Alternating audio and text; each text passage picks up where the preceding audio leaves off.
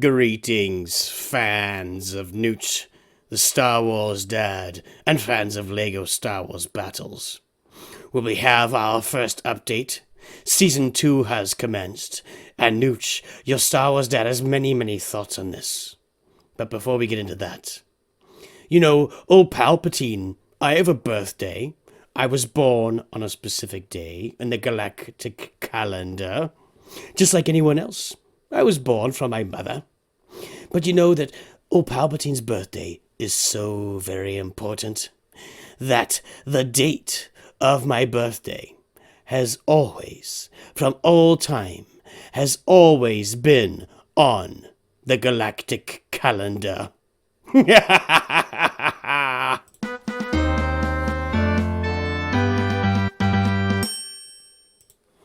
Well, hello everybody, and so we just had the very first update come out from for LEGO Star Wars Battles. Season 1 expired, Season 2 began. We got an update. So what has come with that update? What are the updates to the game?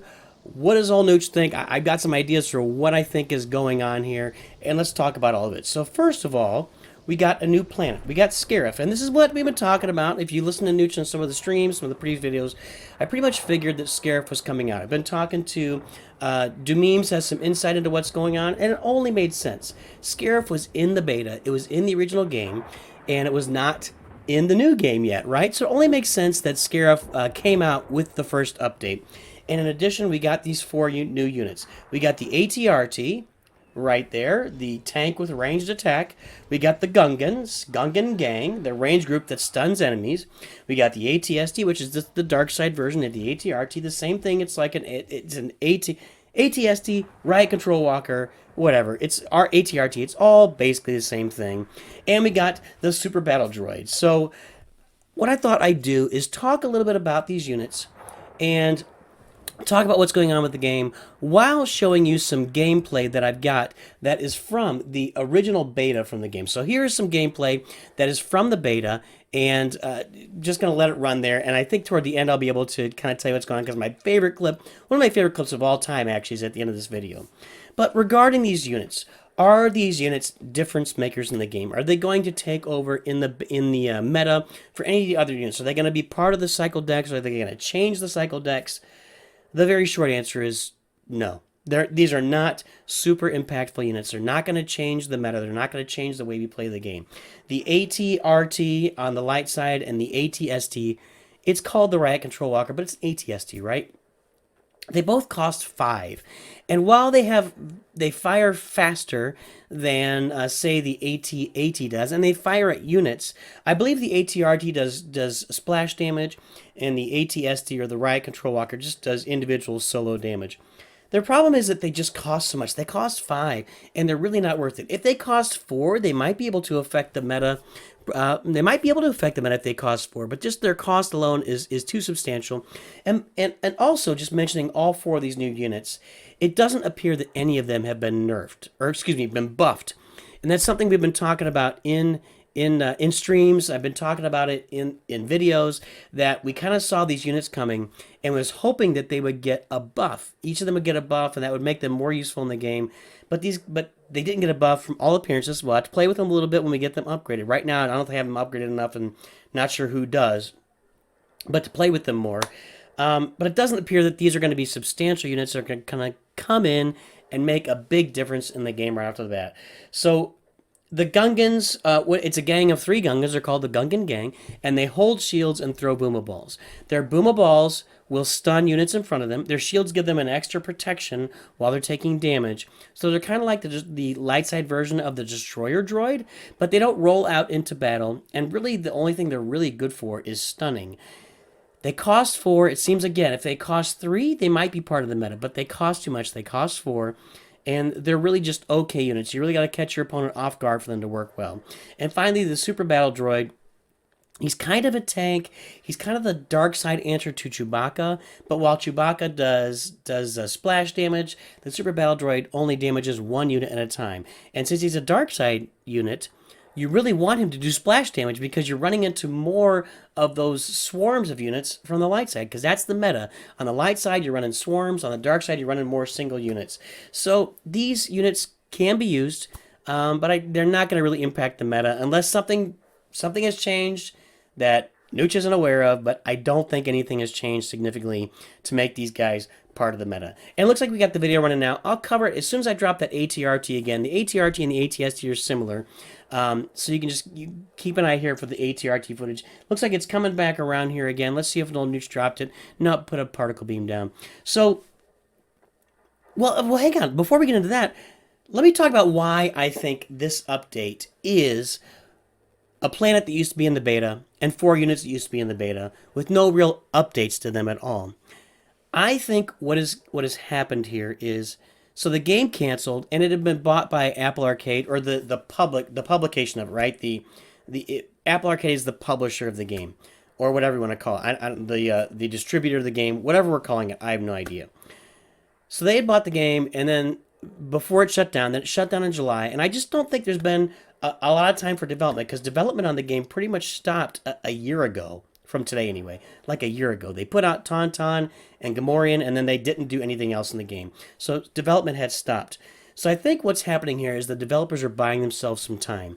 They released the game, went for a month during the first season, and there were no new units, nothing new in the game. They did some map upgrades, and I think they had a couple of small buffs. I'm trying to remember one of them. I can't remember what the buffs were.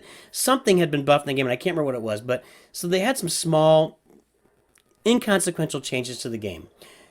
Now we're to season 2, a month in, and they released stuff that already existed. Like, it was already sitting there. They just kind of opened it up to the game.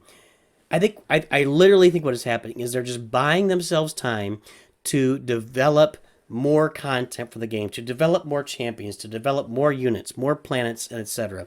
I really think that's what's happening with the game right now. And when we get around to the next season, we get to season 3, I really hope we better start to see some new units. If we don't see new units as of Season 3, then I think we should all start to be very concerned for the future of the game in Apple Arcade or in general. There you can see the ATRT walking down there. I'm going to fight off that flame trooper. You can see it's really tanky. It's just that because it costs 5, it doesn't really end up being all that valuable. But it did contribute as a tank to the win of this battle, and boom, takes out the particle beam there. So that's all my thoughts.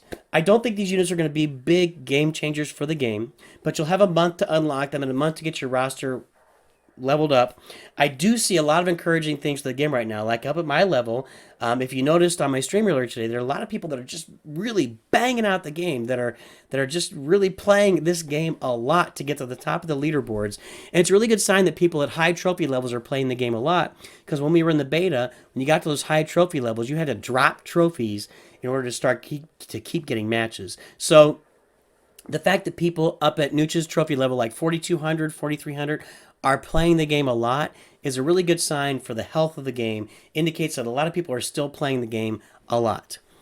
And I guess that's all I got to say about this update and these units. Let's go ahead and watch this footage here. Looks like I got the ATRT loaded, or the Riot Control Walker is what we're using right now with the dark side. I got a fling over here. So here comes the Tauntaun coming into the particle beam. NOOCH, I dropped a probe droid. I dropped one stormtrooper, and looks like he dropped a bomber on. But I killed everything while he was dropping a bomber. I got my flame trooper out there too. Where is our Riot Control Walker? How is the Riot Control Walker going to help us bring this battle home? I don't know, but we got 3 particle beamicles up. So let's see where we go from there. I have no idea where this is going to go. This looks like it might be a tournament deck, though, with the level of all the units. I'm not sure, because everything was level 4 a second ago, but the tournaments were different back in the beta, too. They're better now. Everything is leveled off much better now than it was back in the beta. So, are we going to drop? I think I'm going to drop the... there it is. The Riot Control Walker dropped on the... It's a really cool looking unit. I'll give it that for sure. Now what I need is... There you go. BB9. I need that seismic charge. Oh, no. I didn't get it in time.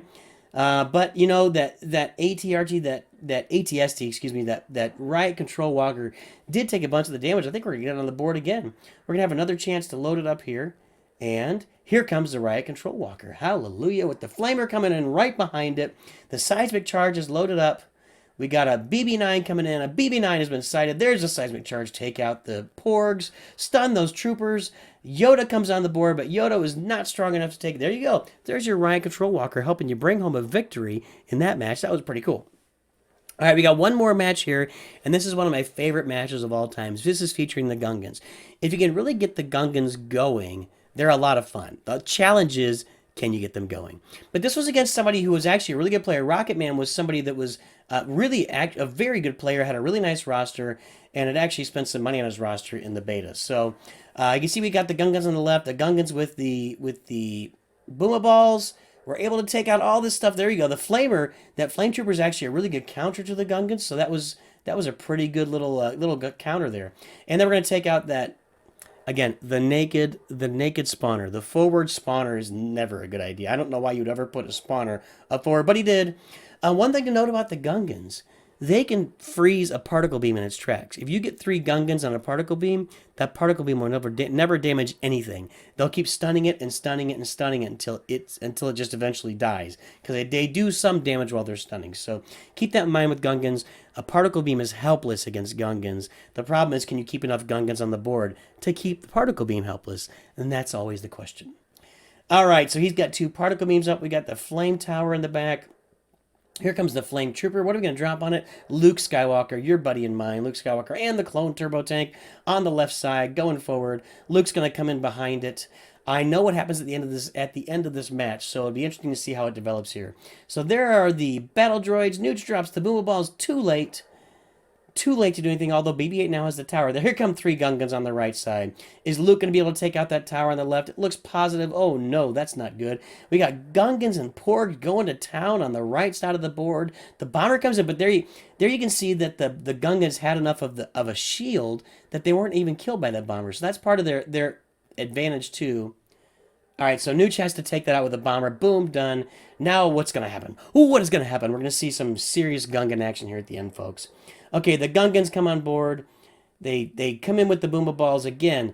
The Booma Balls and the Gungans work together to take out Phasma, maybe? He bombers the Flame Tower. That's a mistake. And now we got 6 Gungans on the board pushing forward.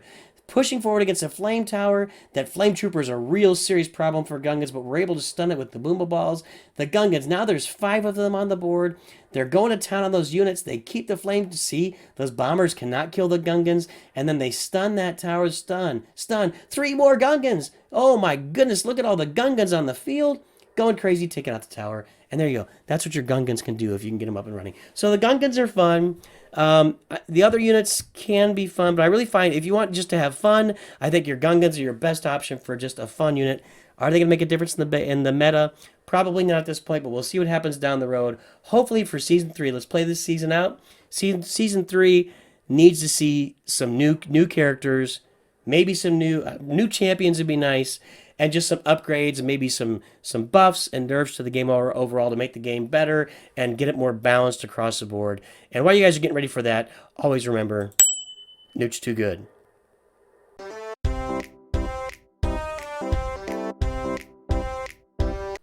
Old Palpatine's birthday, well, that date has always...